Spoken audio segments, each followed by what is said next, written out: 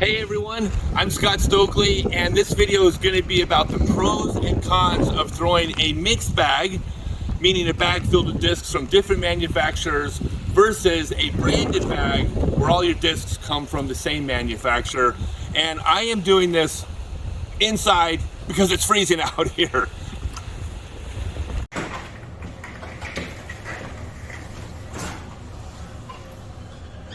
Okay. This is so much better.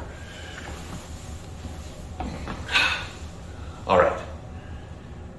So I'm going to talk about the pros of throwing a mixed bag versus the pros of throwing a branded bag.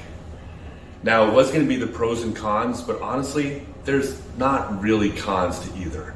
It's about what direction you want to go with your game. And there's advantages to both ways. Now, before I talk about those, let's start with how you build your bag to begin with. Why do you choose the discs you do? And the first thing I want you to do is get it out of your head that you're choosing discs. That's almost not relevant to the thought process. What you're choosing are shots that you're trying to make on the golf course. Once you figure out the shots that you need to make on your course, or every course if you travel, then you figure out which discs will give you the best chance of succeeding at those shots. The discs are a means to an end. So for me, when I build my bag, I know I need a disc that flies short and straight. I know I need a disc that flies far and cuts at the end. I know I need a disc that'll penetrate the wind or turn up flat on the hyzer flip and sail.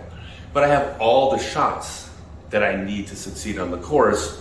So then the question is, which discs do I use for each of those shots?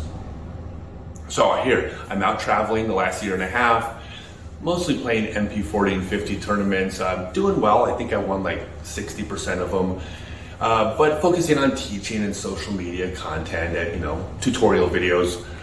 But over the last year and a half, a bunch of manufacturers reached out to me and asked if they could sponsor me. And super flattered every time, but I told every single one of them, no, I didn't want to be sponsored. Now, my reason for not wanting to be sponsored was I wasn't sure what direction my career was going 3 months from now. So I didn't want to be tied to one specific direction. I wanted to just keep all my doors open. Advantages to being sponsored for sure, but for me, it wasn't the best option. Well, all these different manufacturers sent me discs, especially their best discs to throw. I didn't have to buy a disc all year.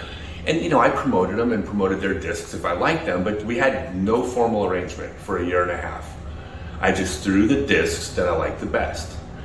But here's what happened, and I was a little bit surprised by this, not totally shocked, but a little caught off guard. So I love the Felon from Dynamic Discs.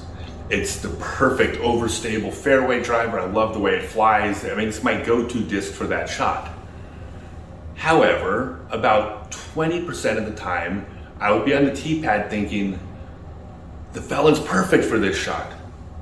If only I had a remote control and like 80% of the way into the flight, I could just press a button and just put the brakes on it.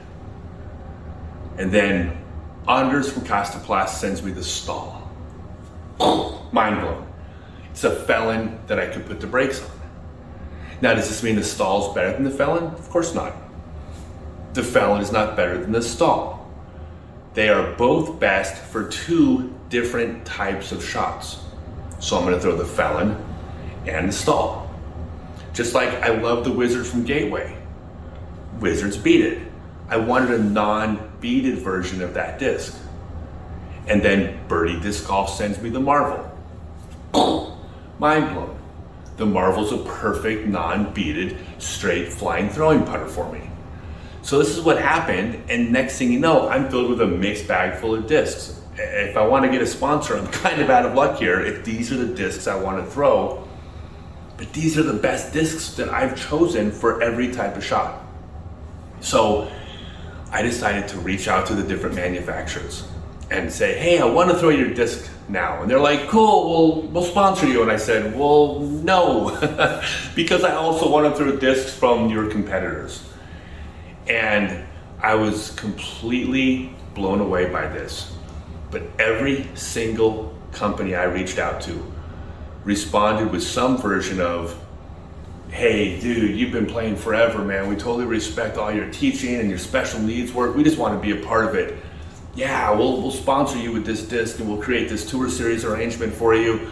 We're totally cool. Those other companies you mentioned, we got respect for them.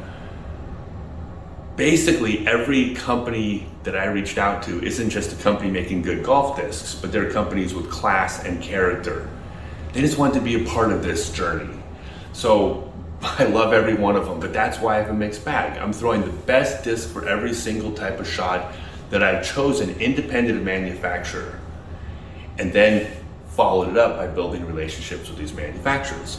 This is what works for me. These are the best discs that are gonna let me succeed next year. Now, there's a flip side to this, and that is a branded sponsorship. It's not a bad thing. Like right off the bat, if you're a touring player and, I mean, this is your job, it's your career, you're trying to make a living. Getting sponsorship is, for some players, a way to make a whole bunch of money these days, finally. But also for a lot of players, it's how you survive on the road and can do disc golf for a living. That relationship they have and that loyalty to one manufacturer is fantastic. That's exactly what they should do. Now, if you aren't being paid to throw one manufacturer's discs, should you be loyal to one brand? And a lot of people will say no, because why wouldn't you throw the best discs from every company if you have the choice and you're not being paid? But I kind of take a different approach, because it's also sports. It's not just participation, it's also viewing. There's a fandom out there, and the idea that you're a Ricky Wysocki fan, so you want to support Dynamic Discs and you want to throw Ricky's Tour Series discs, which puts money in his pocket. Like, I think it's fantastic if you pick a team and want to be a part of that team. I mean, you're on Team Dynamic Discs, you're on Team MVP, you're on Team Discraft, Team Castoplast. I mean, I think it's awesome, and there's absolutely nothing wrong with it. All these companies put out good discs. So I'm not going to tell you that you're wrong for being brand loyal. I'm just saying, for me, I think just simply picking the best discs for every shot that I need, and then subsequently scoring the best possible because of it, is the approach I'm going to be taking. So I'm throwing a mixed bag. I've announced 2 discs so far, a bunch more discs coming, all from great companies making great discs run by people that I love and respect. And if you're curious about the Stokely bag and card, I'll be announcing those soon. Thanks everyone.